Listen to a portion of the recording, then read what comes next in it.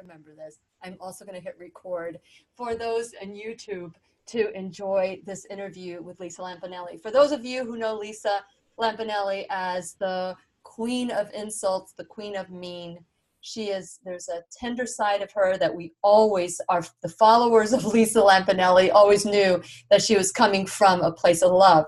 But you know, humor is comedy, and sometimes comedy at people's expense. You know, that's how I grew up. Zing at you before they zing at me. And so that was like a currency in our household. So I could relate to all the little zings that you would do. And anyway, so for today, it's time to share. I am excited. So Lisa's going to share on her page. I'm going to find you here on my computer, and I'm going to share you as well. So if you go to @Lillian's radio show, okay, you'll be able to see your image. There you are, my beautiful new friend here. Of course, I don't see myself, but that's okay. So go to @Lillian's radio show. Oh, here we go. And so when you see it, scroll down until you see yourself, and then there's a little share arrow. Okay. And share to your group. It seems like to your page. You see it? Scroll down. Yeah, there it is. Yeah. Okay, go ahead and share. And it's dance while you're doing it.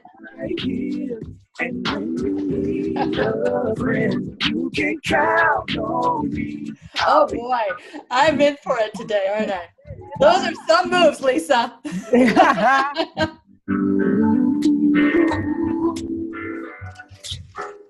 This is the place you can always turn to when you need a friend. The Lillian McDermott Show. To reach out to Lillian, visit her on the web at whenyouneedafriend.com. Now let's all learn together.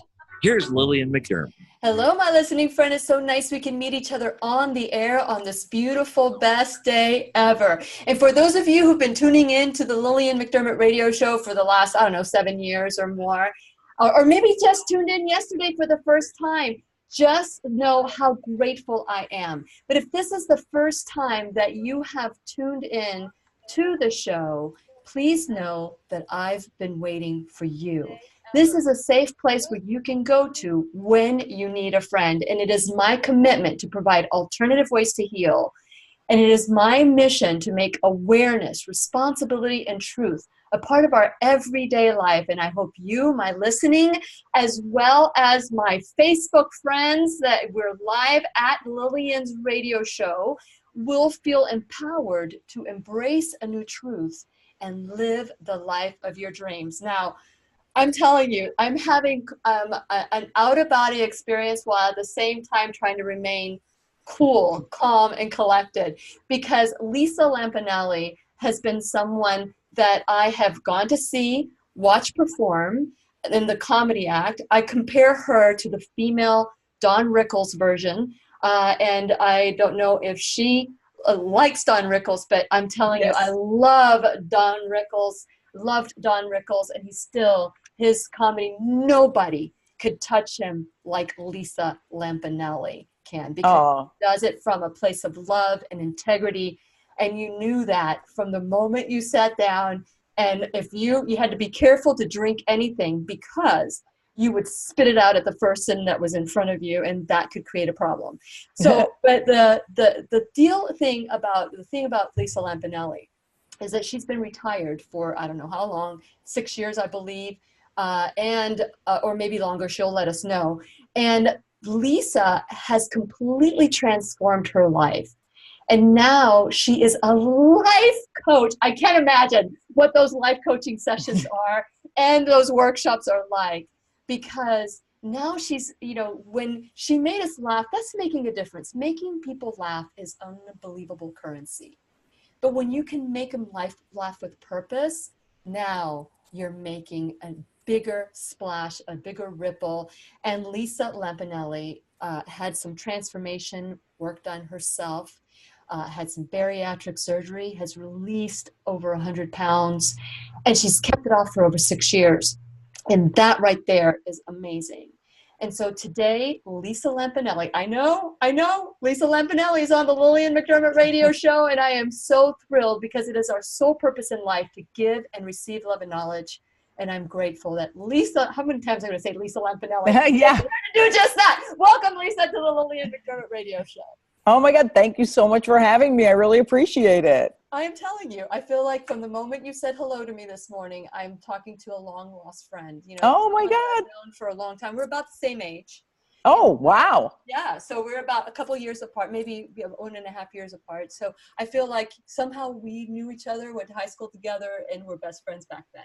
But yes. Today, you are on the show to share your walk, to share your experience in your life. So tell us a little bit about your background and what's special to you today. Yeah, well, actually, I just retired from comedy. It's only been a few months in November of last year. Seriously? I thought you retired a long time ago. Oh, no. What happened was I really, about 6 years ago, after I had the bariatric surgery, I really started going to a lot of workshops about changing my life and changing sort of my purpose and figuring out what I was here to do and working on various things like grief and fear and all the things that held me back. And it took me about 6 years to get there after the surgery.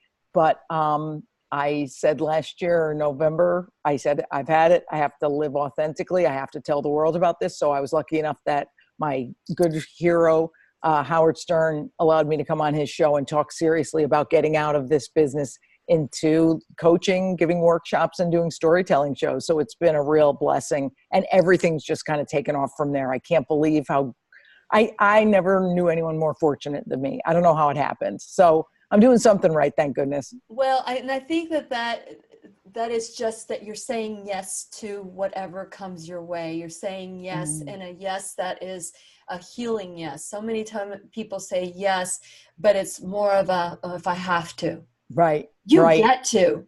Yeah. I always say that too to clients, you know, when you're complaining, as you know, when you're complaining about picking up your kid, it's like, no, you don't have to pick up your kid from school. You get to do that. Because a lot of people who want kids can't have kids. You know, so it's a really funny, no matter how we think, we can reframe it and just turn it around and make it better. And isn't that true? Thoughts are so important. And, you know, Bruce Lipton had said on my show, we have 70,000 thoughts in a day. 70,000. Lisa, I can't imagine. You probably have 150,000. Probably. I think pretty fast. Okay. And so today we're talking with Lisa Lampanelli. If you have any questions for Lisa, if you can relate to her story, we're going to be talking about a workshop later on. So fasten your seatbelt because we're going to learn and grow with Lisa today. And if you want to join us off the air at Lillian's Radio Show on Facebook.com, that's Lillian's Radio Show. You can join us there, and worldwide at whenyounneedafriend.com. We'll be right here waiting for you. Lisa, this is just a thrill. Were you able to share it on your page? I think so. I mean, it looks, I'm looking at it. Yeah, it looks it. Okay, so. Perfect. So if you hit the share button and you put in share on your personal page or your public figure page with page you manage, that's the one. Okay, perfect. So for those of you who are watching today, and this is the first time that you've seen the show, welcome. And just know that you can make any comments that you want, and we'll discuss it off the air. Because while we're on the air, then we are focused on the radio show, but off the air, you got us. Okay, so let us know where you're listening from. Let us know how much you love Lisa Lampanelli, because I love your story, Lisa. Oh, thank you. You could continue doing what was comfortable for you. Many people have, we can talk about so many things. But when you talk about nutrition, when you talk about emotions, when you talk about the wounds that we carry our entire life, those are untouchable. How have you been able to penetrate that? Yeah, it's interesting how you can just stay the same, and you can sort of, I had this whole thing where I was like, well, you know, it's harder to quit a job that's good than a job that's bad. So it would have been easier to stay in that comfort zone and just earn that money and go, you know what, I'm kind of not feeling fully joyful or fully purposeful in that moment, but you know, it'll do. And, but if it's I often say to people who want a career change, if their job is horrible, they don't have any reason to stay. So with me, it was like, you know, I just got to open up and be that person who is brave enough to face the world and go, you know, I'm out of here and I'm doing something that I feel like, well, maybe I'll never earn another cent from it, but that's okay. But you took the leap of faith. You're taking this leap. I mean, come on, look at the people you surround yourself. Howard Stern, you know, all these people that are willing to say, I want to hear your story. And the fact that you go from Howard Stern to the Lillian McDermott radio show, I think that's a great testimonial for you. You want to reach everybody. Yeah. Not just his listeners or followers. And so today we're going to be talking from the heart. This is what I love about you, that not only did you insult everybody else, but you also were able to look at yourself in a very unique way. So we're going to do a lot more. Okay. We're going to take our soul shovel out. We're going to dig. Yes. Here we go. You can text Lillian McDermott or leave her a voicemail at 407-373-5959. Once again, here's Lillian. Welcome back to the Lillian McDermott radio show, where we always learn from one another. And today's teacher, I'm just like having an out-of-body experience, is Lisa Lampanelli. Lisa, did you know I'd be so excited to see you? No, I was like, I just thought your producer figured out I was somebody to talk to, and that you would probably be like, who are you? Because women like you are classy. And I'm never used to classy women liking or knowing me. And that's, again, that's where I hold myself back. I'm always like, oh my God, she's so pretty and young and thin. She probably thinks I'm such a big mouth, but you get me. So thank you. I get, not only, you know, we're all you. And, you know, you say the things that we think inside. And you say it in a way that's very humorous. You make us laugh at ourselves. And I think that we take sometimes ourselves too seriously. And it has to be, we have this persona. And if we could just let go and just release the person we truly are, then we can say yes to those things that we're most fearful of. So let's talk about your beginning of your transformation, because on the outside, you had it all. Yeah.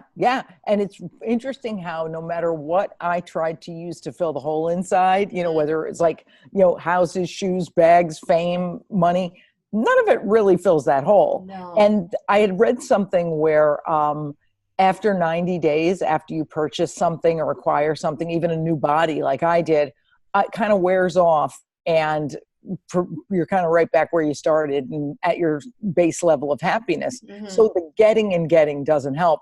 So I realized right after the surgery, when I was helping to take care of my father who was sick, I was like, oh, service. That's what is like sparking that joy that I used to have. I'm like, okay, service. What can I do for other people? And because of humor, I went to storytelling and playwriting and things like that. And then it evolved to this coaching certification. And I go, wow, if you just listen to that gut and don't let your mind talk you out of it, then you're going to be fine. But often we let our minds think us out of what we need to do. Yeah. I often mention the pinhole in my heart, in my soul. I had this tiny little pinhole. And once I started doing the work, I realized that at the age of 7, you know, I was told by my second grade teacher I would never amount to much. And I've shared this on the show before. So people are probably rolling their eyes. Oh, once again, we're listening about this again. But at 10, I was told by my paternal grandmother that if I stopped learning how to play the piano, she would stop loving me. Now, I know both of them were trying to motivate me. Now, as you went back to do your work, you know, here you are doing service, and now you're feeling that this is filling your heart, the hole. How big was your hole, first of all? And I want to keep that clean. And yes.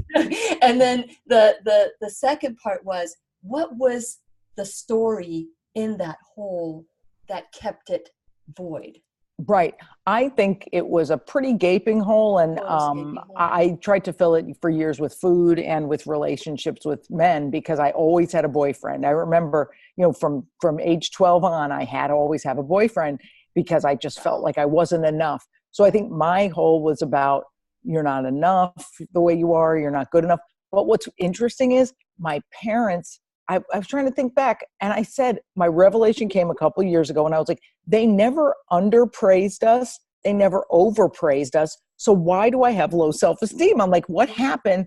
And it was that they role modeled bad self-esteem, that neither one of them liked themselves very much. And that to me is so sad, because they're great people. So I observed that. And then I took it on. So God bless them. They had big hearts, but they just didn't feel like they were enough. And a friend of mine, a life coach, calls it the 6 degrees of worthiness. Every single issue goes back to I'm not worthy and I'm not enough. So everything I struggled with was trying to feel like enough. And now, ironically, the only thing that makes me feel like enough is service. And that's why I do all my coaching and workshops on sliding scales, because I'm like, this isn't just for rich people. This is for anyone who doesn't feel like they're enough by themselves, because we all have that. And it's very sad that we feel it.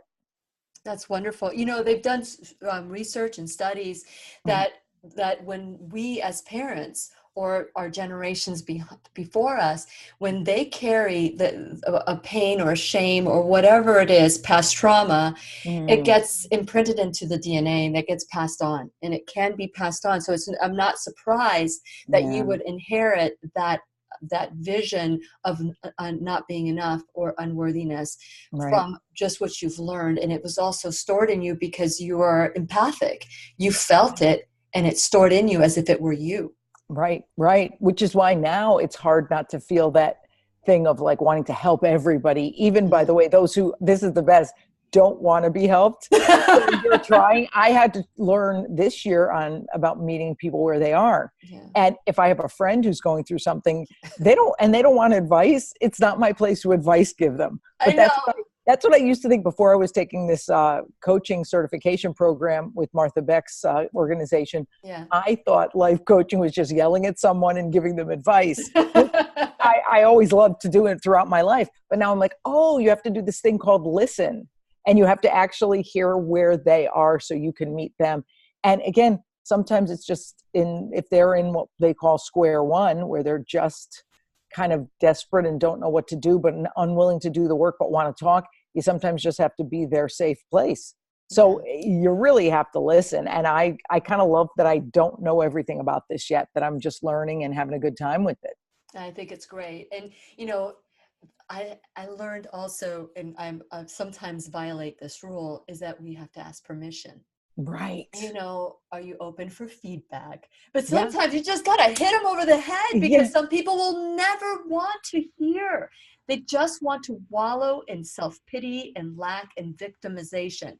And sometimes, you know, just like you did on your stage, over and over, you would shock us into, oh my gosh, she just said what? And so sometimes when I don't ask for permission, I give myself a break, because it's just, okay, enough. Stop with the victimization. Yeah, it's hard. In that situation where you're like, okay, I'm not going to follow these rules.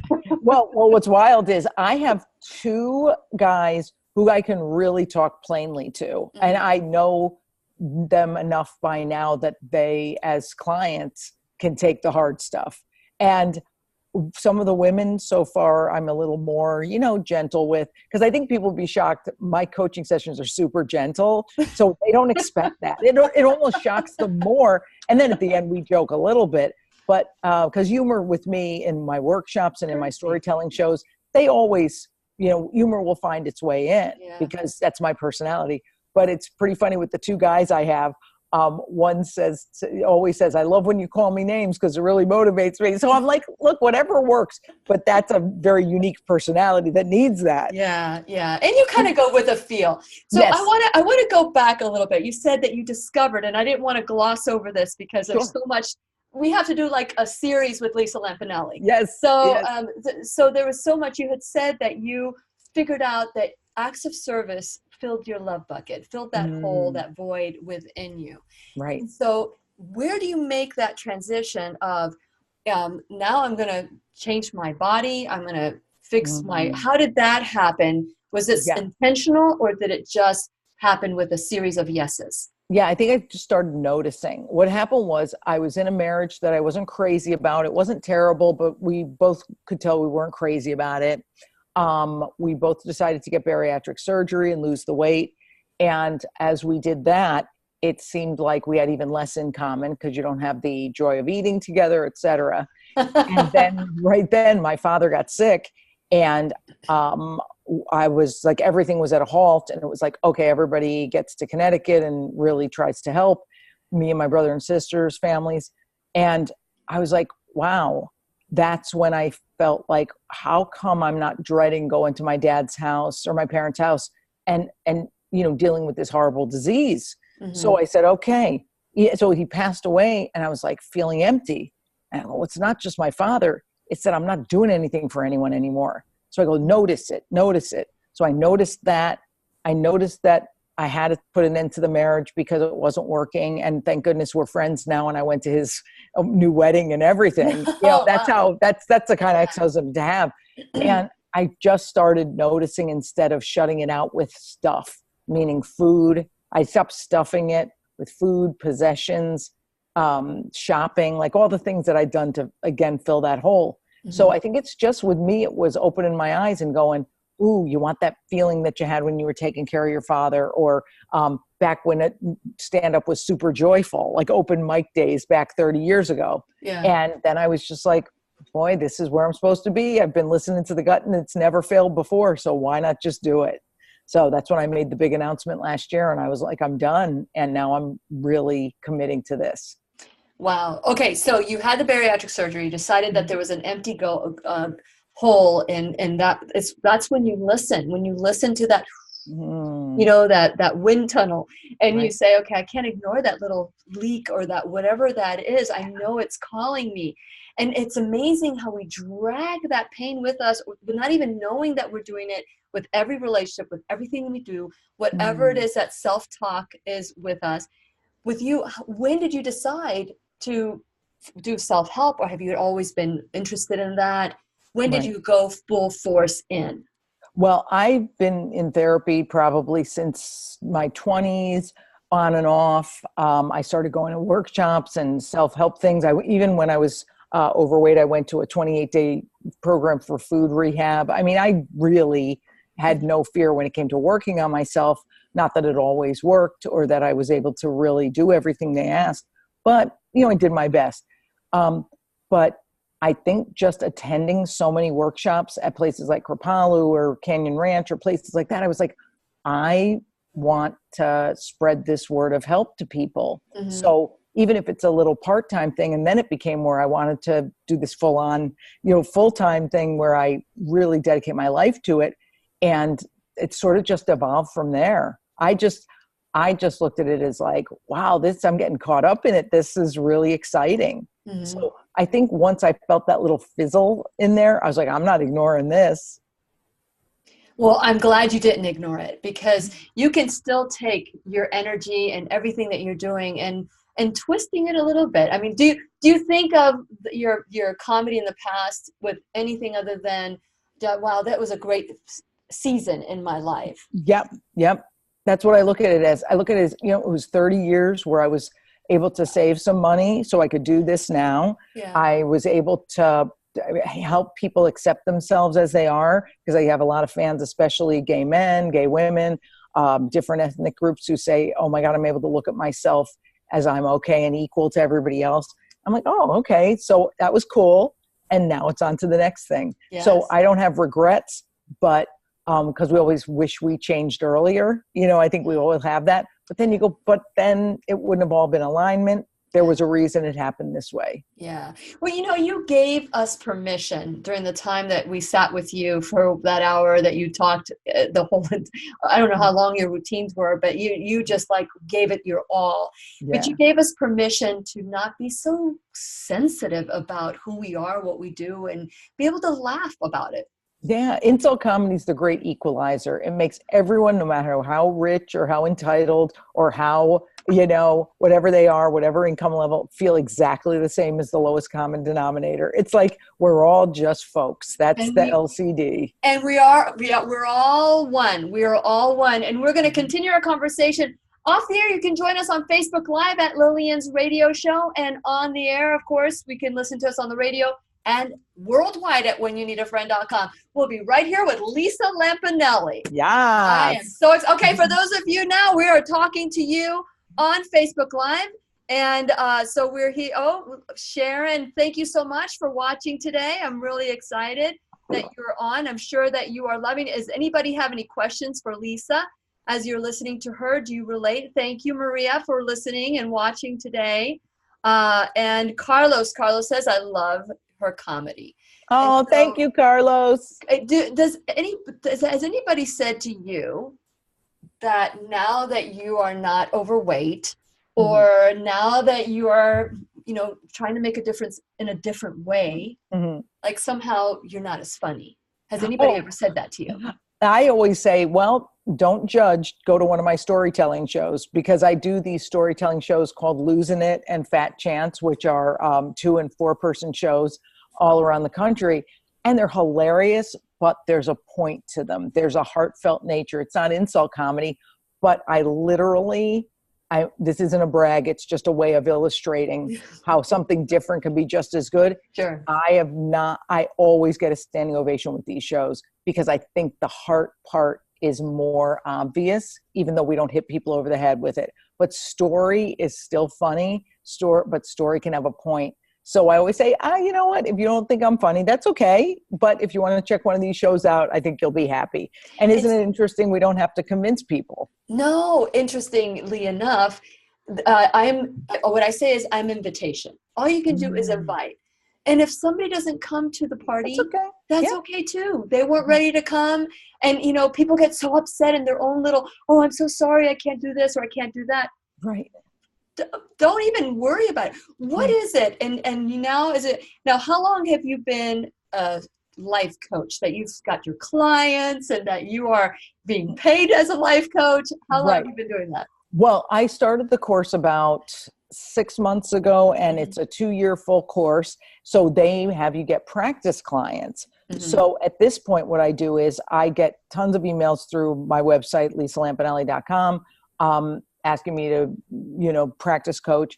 And I pick out like 10 or 12 and just kind of have them on a regular basis, once a week. And it just feels like, okay, with every person I practice with, I get better. And by the time I get my certification, I'm going to be really good at this. And I'll still probably learn for the rest of my life, like we do in everything. But I feel like, okay, it's building that muscle of being able to use the right tools for people. So, it's interesting to have people to practice on who are, thank goodness, willing to go on the journey with me. Yeah, I'd love for you to practice on me. So here we go. I hear people all the time, oh, I did this or I did that. Something happens with us when we have a diploma. When you look at a child, I just watched my 2.5-year-old grandson. And everything was like pots and pans or a set of drums. I mean, everything was just childlike wonder, without judgment. It was curiosity. Right. And so, but something happens along the way, Lisa, and I don't know if this happened to you, where you thought it was right or wrong, black or white.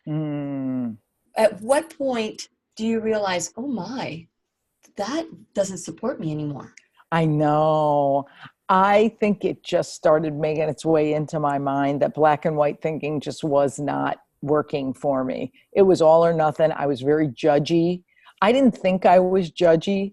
I thought I was just knew better than everybody. And I would be like, I'd even say from the stage as a joke, I'd just be like, you might as well just really listen to everything I say and do what I do, because I have such a great life. So just do what Lisa does. I would have bracelets printed. I had bracelets printed that said, what would Lisa do? Like, what would Jesus do?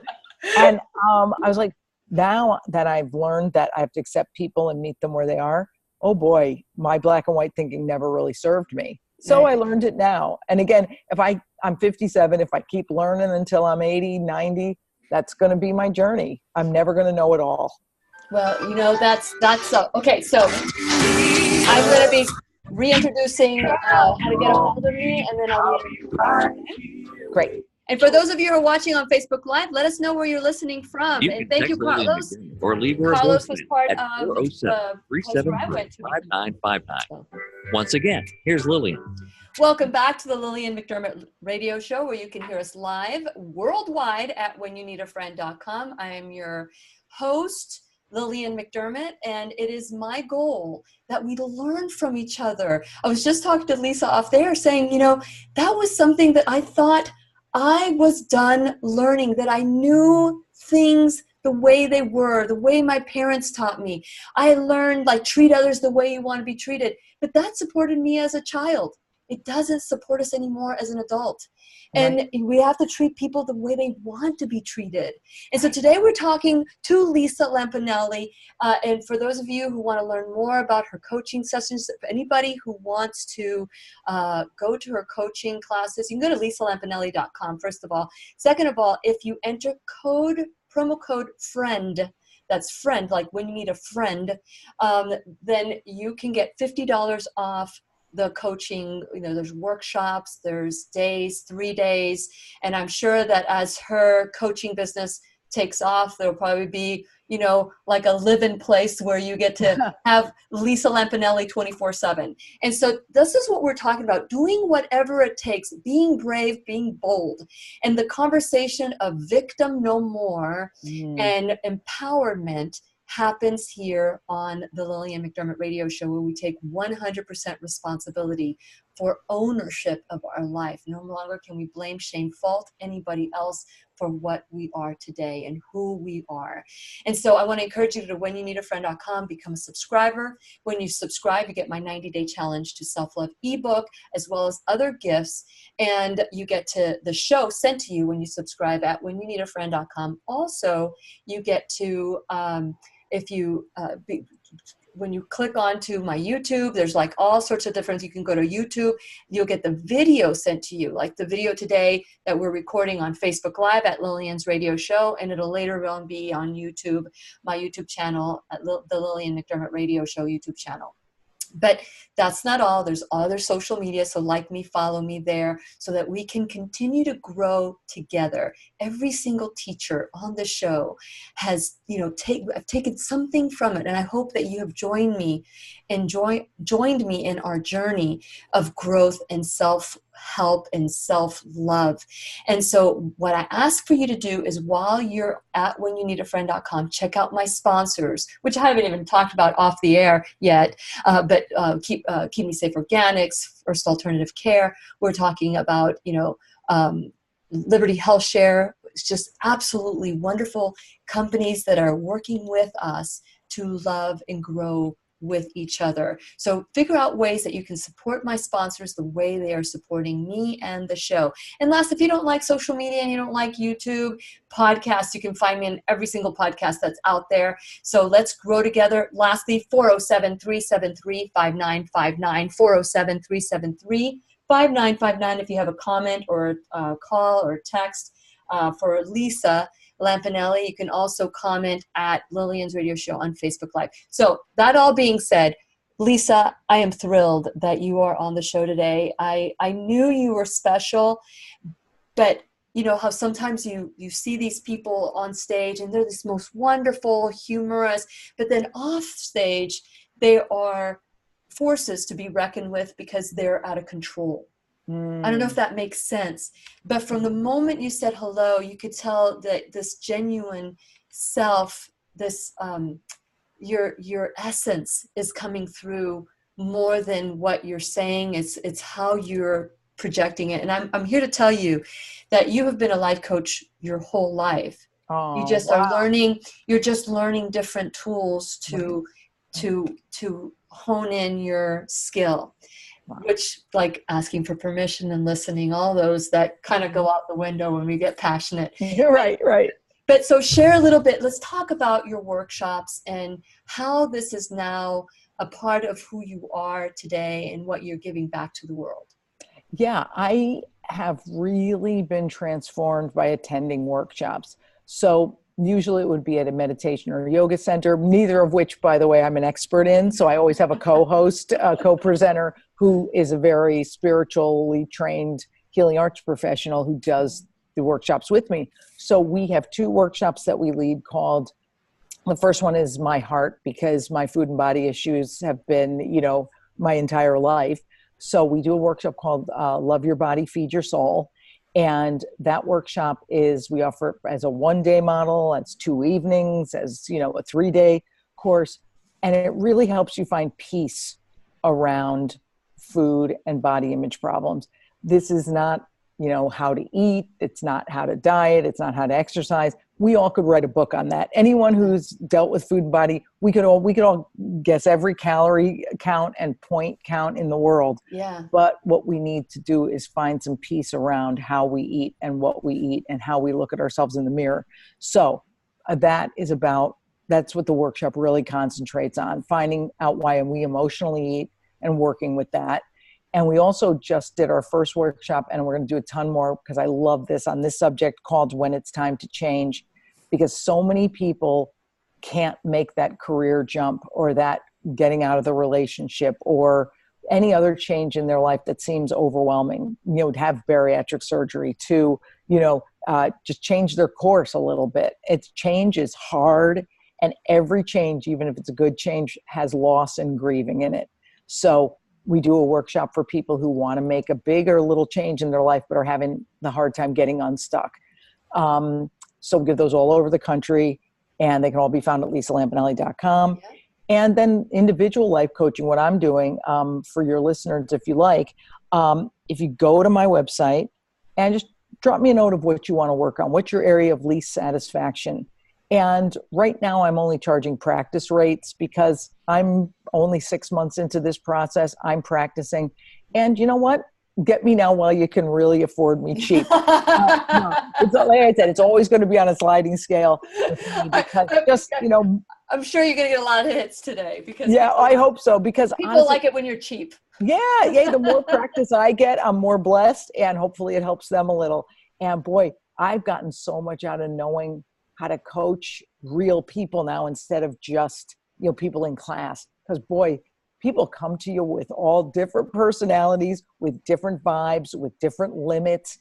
And I'm like, wow, I have to be patient. And I really have to be that person who's, sometimes you're just the soft place to fall and listen. Sometimes you're the one who has to say, hey man, are you kidding me? Yeah. Email me tomorrow when you flush your pills down the toilet, So it's a range. So anyone who wants to talk to me, please leave me a quick email, and hopefully we can work something out. Yeah, that'd be great. And my registered service mark is you can take a pill, you can take responsibility. And it's it's not that I'm against the pill. It's right. That I'm for doing everything you possibly can. And with that in mind, Lisa, people think that, they take a course and all of a sudden they're saved. I did this. I'm done. I did bariatric. Now I can eat whatever I want. Oh. It's like, and I always equate it to breathing. Don't just breathe once and say, I'm done. Right. Because you're going to collapse. And so with that mentality and with that ideology of, I'm going to do this one thing, has bariatric surgery been the answer for you? Because had you done your self-work, and would you have chosen bariatric surgery? Because you still have to be conscious about how you eat. Well, my history with food was such that I just had so much self-hate around my emotional eating and about how I looked, that I, after 32 years of dieting and just being on this yo-yo track, that I said to myself, look, I need to start from scratch, from the body I was supposed to be in, and do all the emotional work, because that's way more important than the physical work, to stay where I'm supposed to be and not fill that hole with food anymore. So I started getting therapy. That's why I would say bariatric surgery is literally only a tool. It's never a solution. And I just did my first motivational speaking gig at their conference last week, the American Society of Bariatric Surgeons. And I was like, it's like just like the scale or any other tool. It's like the food weighing device. It's just kind of getting you where you're supposed to be. And now you got to do the emotional stuff and the real hard stuff, which is why I love the workshop we give. So I'm thrilled I did it, but I couldn't have started the real tough emotional work with all the self-hate of looking in the mirror. Because it was, look in the mirror, feel depressed, eat, feel more depressed, eat again, so it never ended for me. So thank goodness I had a great surgeon who was very supportive, drilled into me about the emotional work.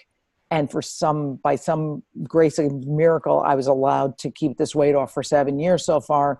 And it's everyday work. I mean, it is never done. And I think I'll be again 100 years old and I'll still be going, oh boy, am I physically hungry or emotionally hungry? I'm like, oh, damn. And what is wrong with that? That is a part of our life. It's a part of who we are. Why do we reject a part of growth that will keep us where we want to be? Right. And I'm so thrilled because just to be a little bit of hope for people who didn't think they could keep it off, or people who think, oh my God, I'll get surgery and gain it all back. It's like, no, you don't have to. I mean, you can, but my part of my journey, I think, was to really go deep every time I looked to that food. So, I've been grateful so far. Well, we're going to continue going deeper with Lisa Lampanelli, because for those of you who have never heard of Lisa Lampanelli, you're getting her at her best now, even more, because now she's doing it at a different level and making a deeper difference. And we're going to continue talking with Lisa Lampanelli when we return worldwide at whenyouneedafriend.com, and off the air. You can watch us on Facebook Live at Lillian's radio show. So join us. And we're going to continue our conversation when we return worldwide at whenyouneedafriend.com. We'll be right here waiting for you. Okay, Lisa. Yes. So let's go deeper. Deeper. I was talking to this guy, and I'm trying to remember, Dominic something. And he said that he had bariatric surgery. And after he had the surgery and he was able to start eating solid foods, he drove to McDonald's. And he had me in tears talking about eating his third chicken McNugget. But as he was making me laugh, but at the same time, it was sad. Yeah. That many people think that, okay, now that I've cut off my stomach or done whatever it is that they're doing to themselves, now I have permission to eat. Tell us your philosophy in this and how you've been able to keep the weight off. I think for the first 2 years, I said, I've been depriving for so much of my life. I'm only allowed to eat you literally cannot physically eat more than a cup and a half of food a day. I mean, think how small that is. So divided up over 6 meals. And so you're still eating that little? Oh, no, that was right in the beginning. Oh, okay, because I was saying. Oh, no, that'd be insane. But the thing about that was I was like, you know what? I'm going to eat foods that aren't necessarily good for me because I've been depriving myself for so long, but that's going to have to stop. So for the first couple of years, I was very easy on myself, and, the weight all fell off. And then after about 1.5 years or so, I was like, okay, now I know that I've not been eating as responsibly, but I have the weight off. I'm going to now go to the functional medicine doctor and figure out exactly what I should be eating. And it's really 90% protein for someone like me, and drinking some juices and things that have a lot of green in them because I really need those vitamins, taking the right supplements. So I just snapped into this like super kind of, I wasn't militant about it, but I was very conscious of what makes my body feel good. Because in those first couple of years, I was like, okay, let's just get out of the way, those cravings and that silliness. But I knew that I'd get to the point of being responsible. So now I go with the 80-20 principle. 80% of the time it's protein, great food, those drinks that really do taste good, even though I thought they'd be lousy, and always take the vitamins no matter what. And 20% of the time I'm like, you know what? If I'm at a party, I'm going to have a piece of birthday cake. That's crazy if I don't. And again, with the smaller stomach, I can eat so little that it doesn't really matter. But I never deprive 100% because that black and white thinking didn't serve me before, and just led to the diet, exercise, yo-yo binge thing. And it just never worked. Yes. So I feel like for the first time, I'm kind of figuring it out. And again, asking myself, am I hungry? And what am I really hungry for? Is it a phone call from a friend, or is it, that bowl of food? And it's usually something spiritual or that call to a friend. What about the voices in your head? And for those of you who are watching on Facebook Live, I can't see, unless you're making a comment, it shows where you're listening from. So like us, this is our last segment, Lisa. It's flying.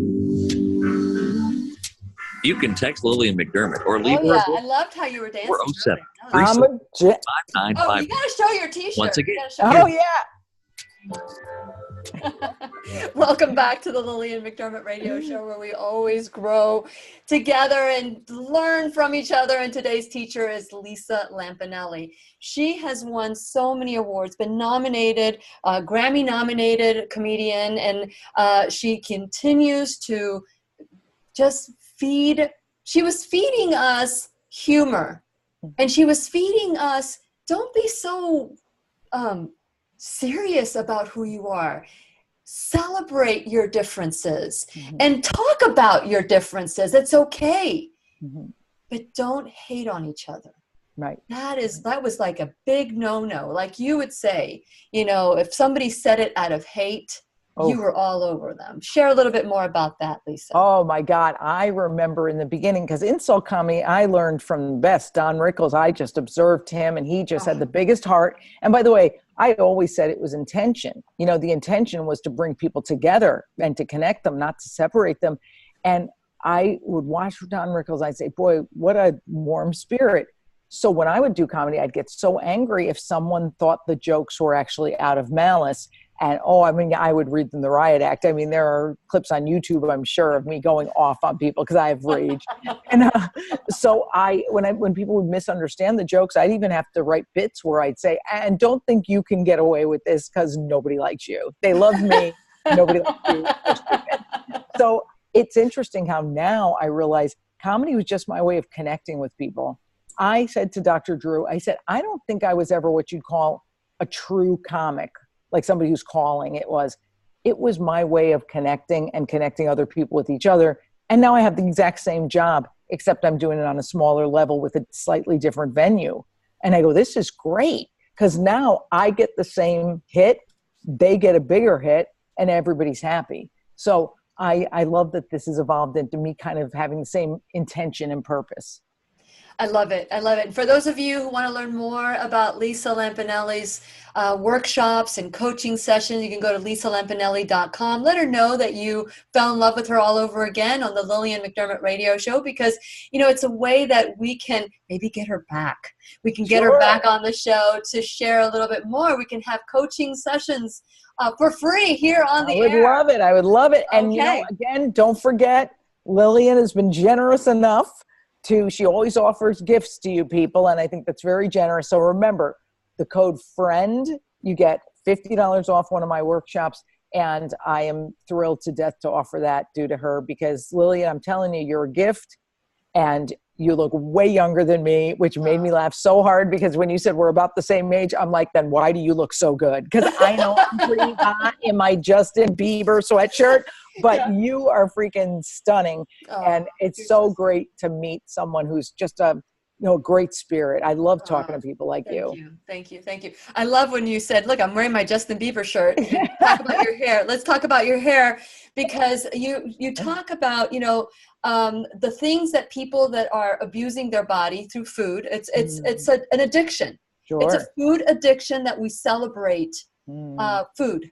Yeah. And so let's talk about your transformation with your hair and how that came about.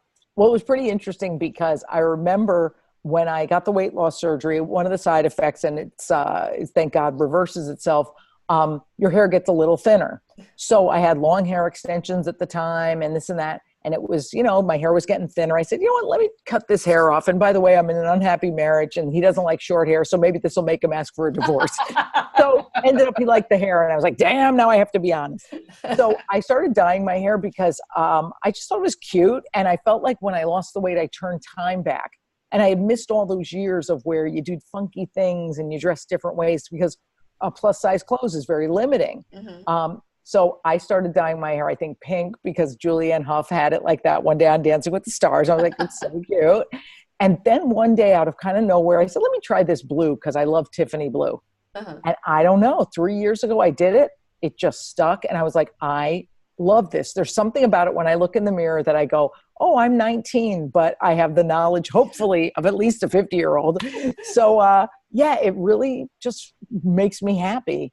And I get approached all the time. This is so funny. Japanese teenagers, because they're really on the cutting edge, African-American women, And older women over 70 love my hair. And I say to the ones over 70, well, come on, get on the case, honey. Do it now because, you only have so much time left. Well, you said that, you had the Justin Bieber haircut and that. No, yeah. I figure, he and I, we really bonded over our hair. I always say my hair looks like if Justin Bieber had sex with Marge Simpson. And that's pretty much what it is. Yep, I get it. Okay, so let's get serious here for a little second, and we can still be funny. And this is the thing, people don't understand that personal growth is fun.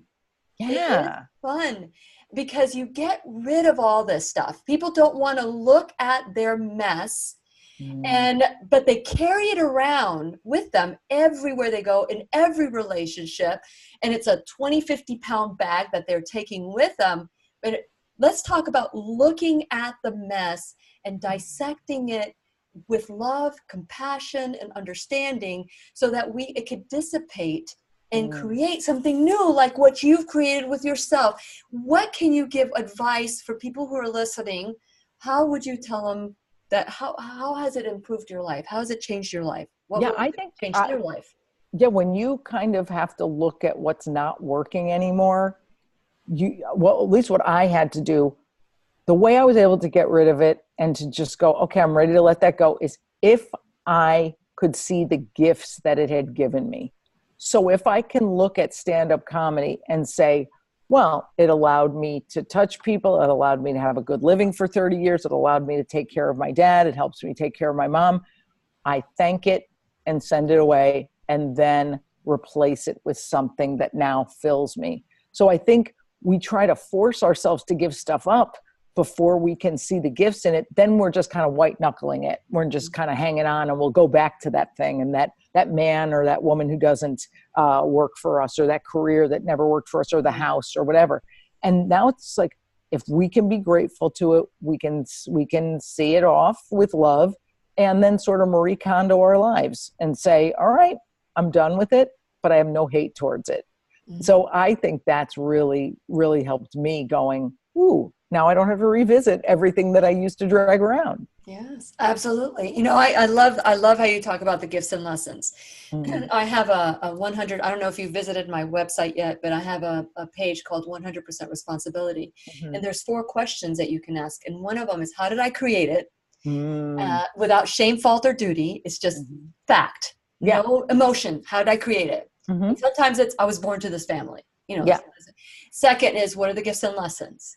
And, if you can find the gifts and lessons, that is just like gives it purpose, right? Right. The third question is, what's going to be different now that I know the gifts and lessons and how I created it? And last one is what you're doing. You're living in the fourth question of taking 100% responsibility, which is, how can I use what I've learned for the greater good?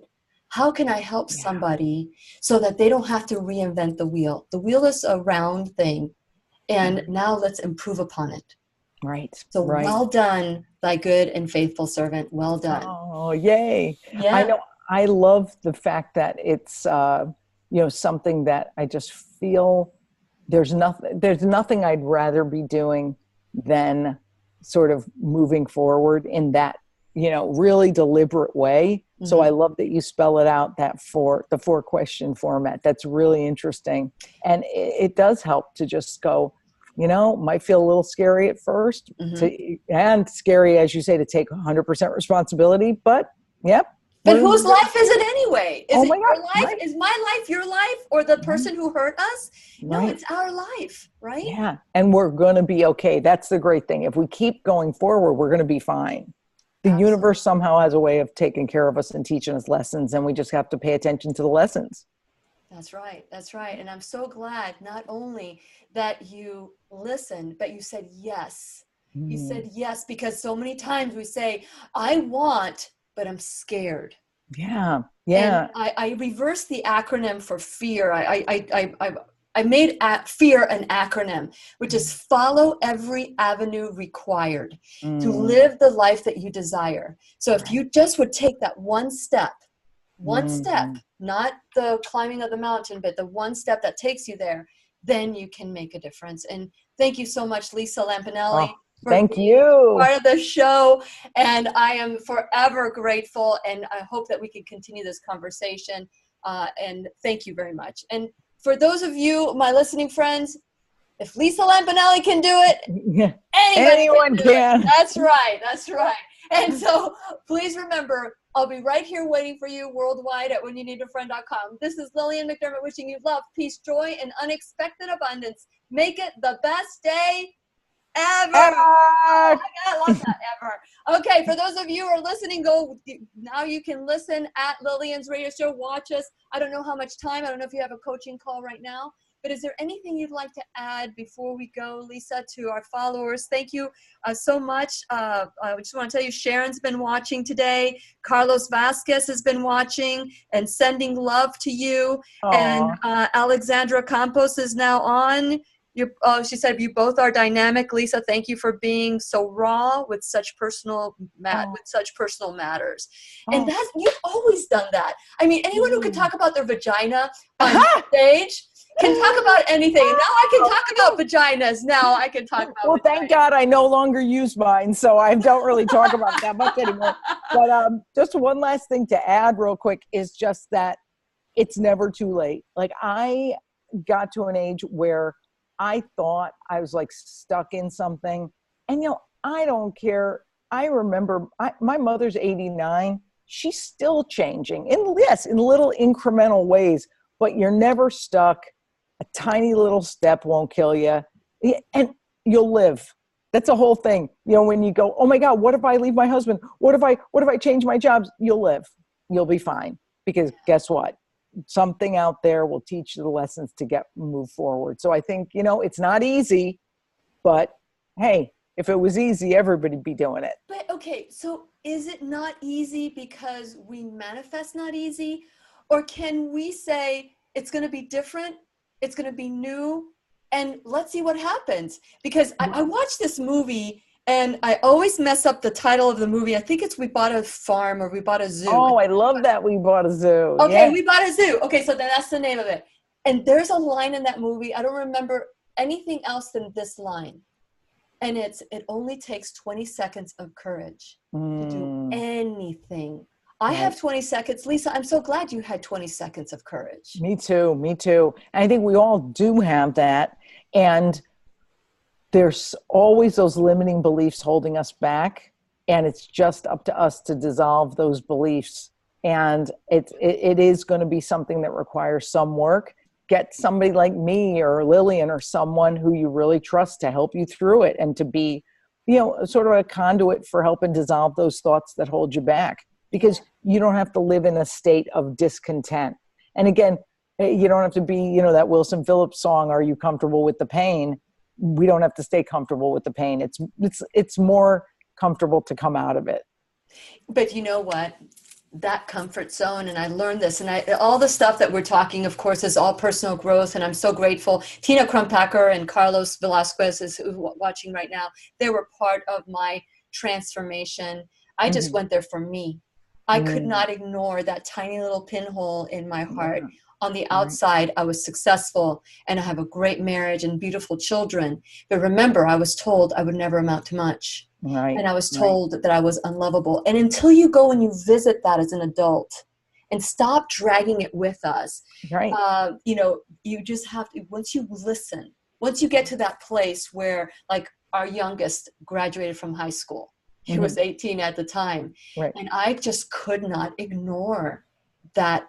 When you were silent, Lisa, and if you don't mind me asking, and I don't know how much time you have left, but I'm going to put you on the spot anyway. So when you were silent, did you know of that hole?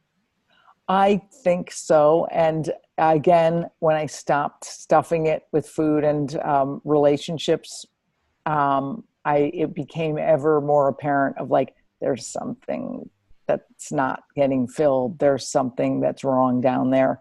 And luckily, I was able to then have the convergence of, discover this place to go work on things and discover that place to figure my stuff out, and different therapists, et cetera.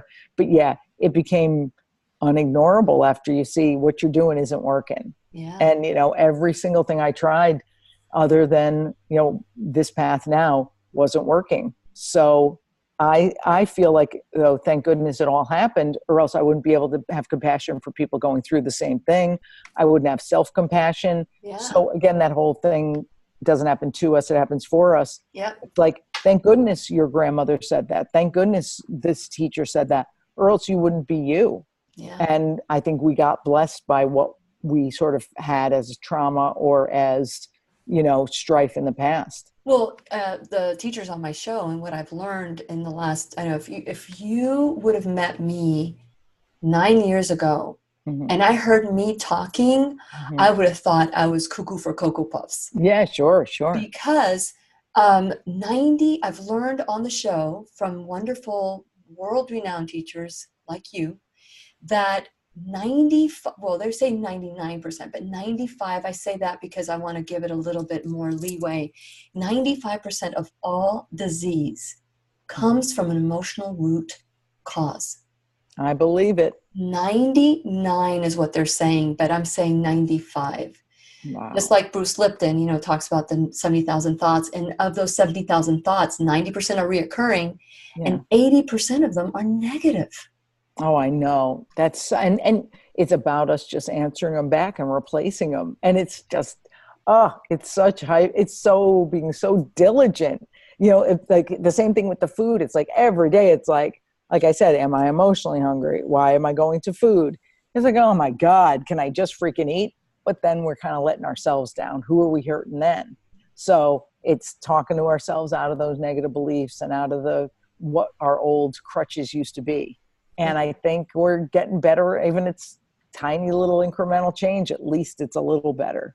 Well, I'm so grateful that my essence has met your essence. Oh, me too. Yes. This is awesome. Thank you so much. And I don't want to abuse of your generosity and keep you on the air. For those of you who are watching on Facebook Live, I want to encourage you to share this video, like it, help this message of hope that you can have fun and grow, and and it's not forgive and forget. It's forgive and grow. It's not, it's just about growth, and that happens.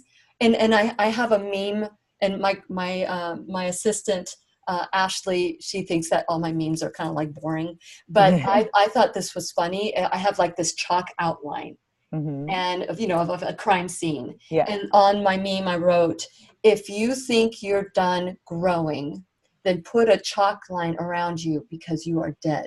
Yeah. What would you like to say about that? I totally agree. I don't think I have one friend or, definitely family. You have to meet them where they are. But boy, I'm not close to people who don't make growth a priority anymore because it frustrates me. And yes, it's none of my business, but I do feel like I gravitate most towards people who want to improve themselves as human beings. Not necessarily they have to read every classic book of literature or they have to, have 12 degrees just to grow as a person, to get more compassionate and more less judgmental and self-accepting every day.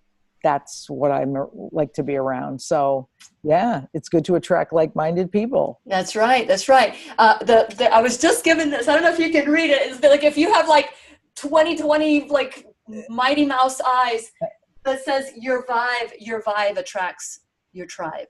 Yeah, that's very true. And I had a teacher at Kripalu who called it your choir. And she's like, the more you attract the right people to your choir, they'll never stop singing. And I just love that.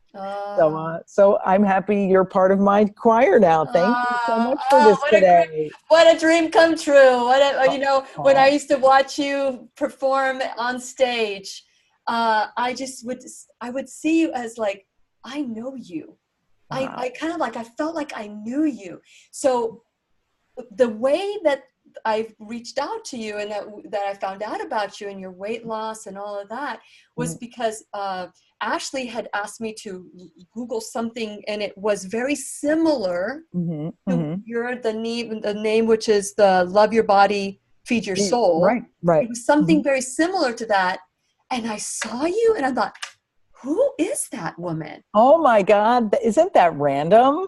That's so cool. I love it. And that's how you came back into my life, because I hadn't seen you in a long time, and you hadn't been in Florida. I don't know, maybe you hadn't been in Florida for a long time, but let's get you back here. Maybe we can do a workshop together. Oh, that would be so great. That would be awesome. Oh, you're the best. Thank you for so everything. You're a cool lady. I'll tell you what. Very cool. Right back. You know what? You see in others who you are. Oh, well, to be continued. Yes, yes. And for those of you, I'm about to turn off the Facebook Live. Thank you so much for watching today. Please share. And we're doing a live with Jason Stevenson. And I am, Lisa, if you want to join us, you're welcome to join us at 4 o'clock today.